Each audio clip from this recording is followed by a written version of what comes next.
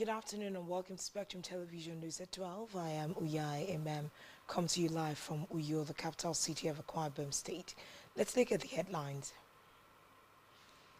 Senate debunks division between Senate President Akpabio and Senator Bamidele. Trade Minister Oduole says federal government committed to domestic investors. Plus, Cambodia and Thailand agree to immediate and unconditional ceasefire. We'll bring you details of these stories and more in a moment.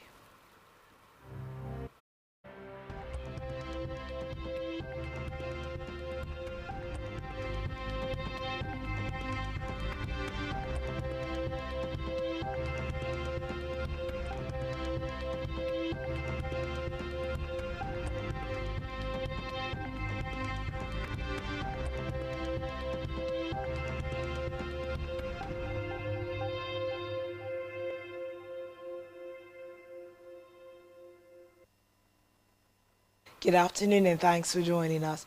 We begin the news from the Red Chambers, where the Senate has debunked reports suggesting a clash between the Senate President Godswill Akpabio and the Senate leader Akpabio Bamidele during a recent executive session. The chairman of the Senate Committee on Media and Public Affairs, Yemi Adamodu, who clarified, described the claims as baseless and misleading.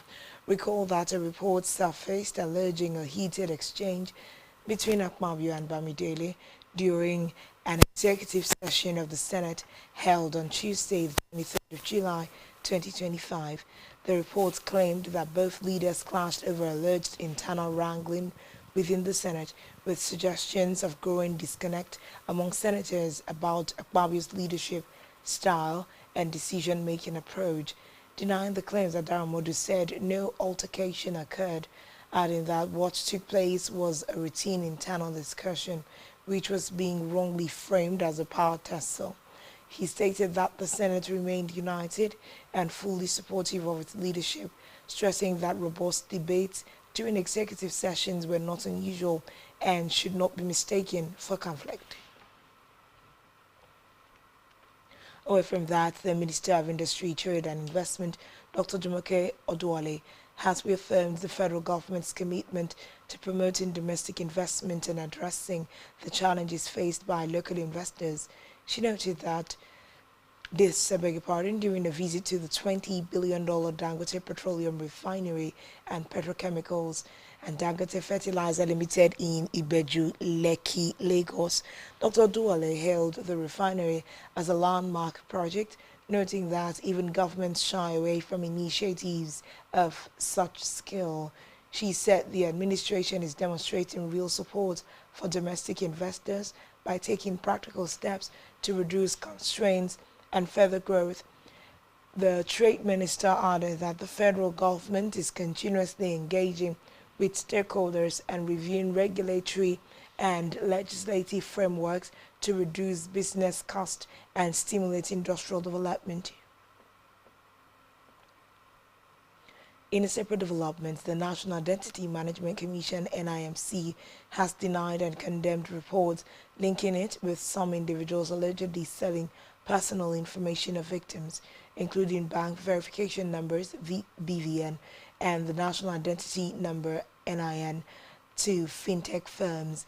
In a statement by its head, Corporate Communications Kayode Adegoke, NIMC said it will not be held liable for the sharing of personal data. The reaction comes after the EFCC disclosed the sale of personal information details of victims, BVN and NIN to some fintech institutions, allegedly for about 5,000 naira.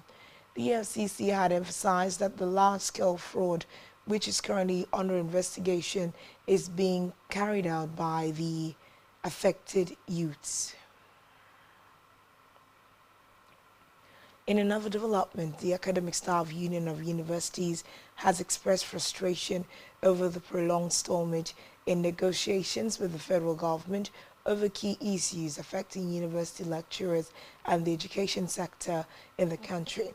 In an interview with ASU President Professor Chris Punwa, the union had run out of patience with the government. despite years of promises and discussions.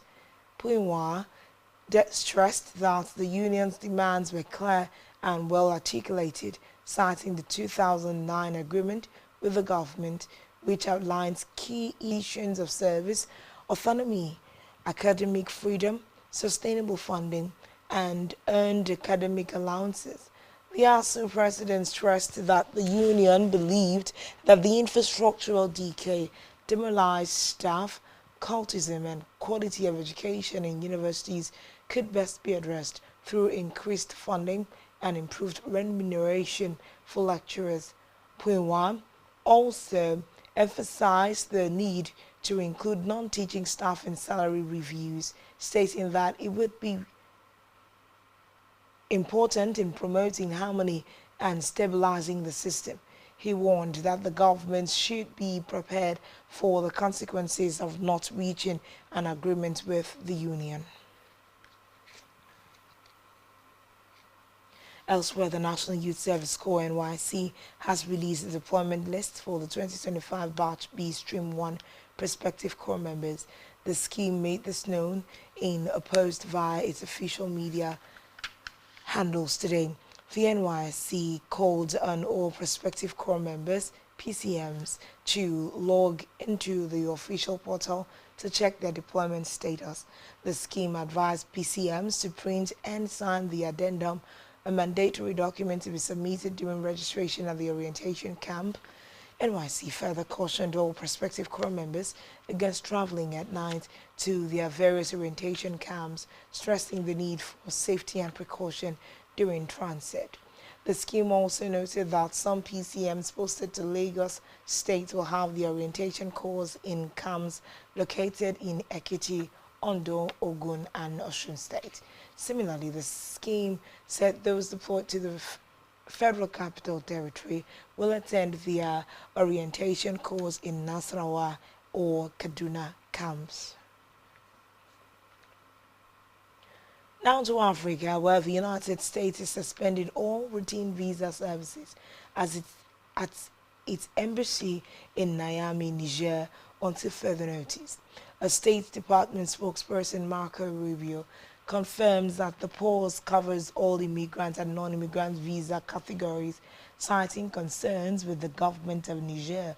The visa freeze comes amid rising tension. Recall that the U.S. military completed its withdrawal from Niger last September after the ruling junta ordered out nearly 1,000 American troops. Still in Africa, Ghana has recorded its first death from mpox.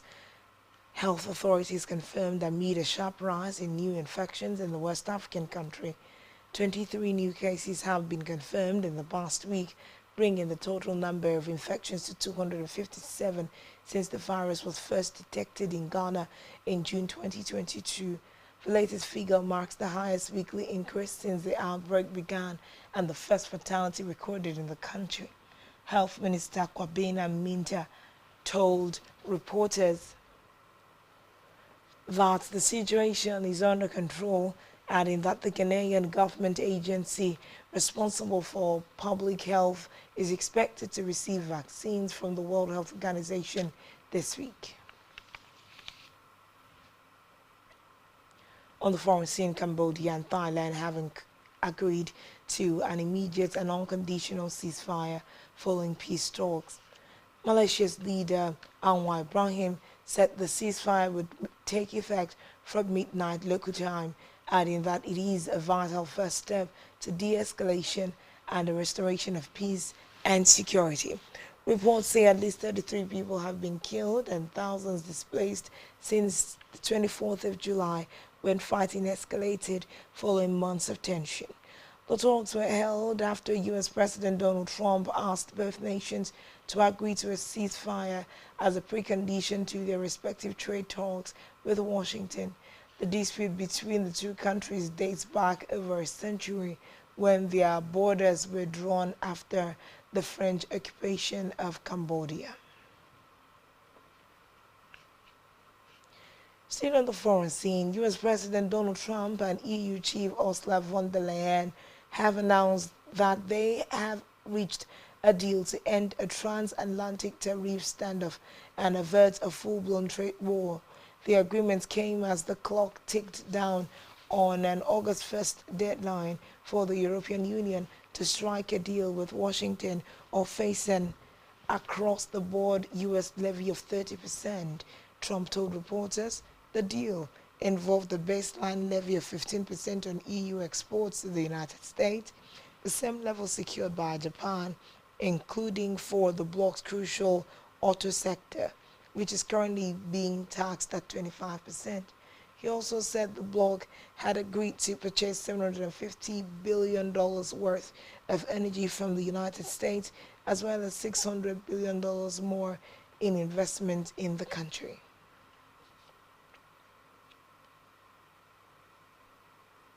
Still to come in the news. Home Eagles tackle Zanzibar in pre-Shan friendly. Stay tuned for details of this and more in a moment.